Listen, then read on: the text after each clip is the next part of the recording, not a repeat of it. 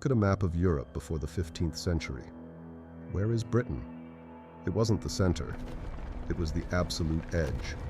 A cold, wet rock floating in the North Atlantic, constantly threatened by massive continental powers like France and Spain. For 1,000 years, being an island was not a blessing. It was a curse. It meant isolation. It meant limited resources. It meant being a footnote in the shadow of Rome or the Holy Roman Empire. Britain faced a terrifying geographic reality. If they stayed on their island, they would eventually be starved, invaded, or simply forgotten by history. But geography is a double-edged sword. When your back is against the ocean, you only have one direction to go. The British couldn't fight the massive land armies of the continent. They didn't have the numbers.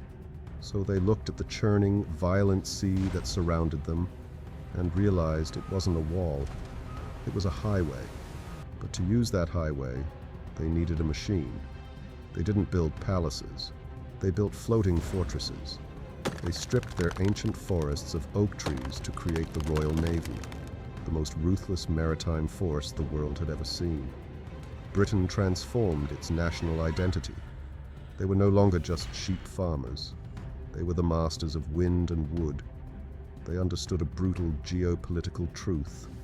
Whoever commands the sea commands the trade. Whoever commands the trade commands the wealth of the world. But the ocean is vast. You cannot control every square inch of the blue. So how did this tiny island rule the world? They didn't control the water. They controlled the doors. Look at the map again. Look at the places Britain systematically hunted down and captured. Gibraltar, the door to the Mediterranean. The Cape of Good Hope, the door to the Indian Ocean. The Strait of Malacca, the door to the Far East. And later, the Suez Canal. These are not random colonies. These are the absolute geographic choke points of the global economy. By holding these locks, Britain held the keys to the world.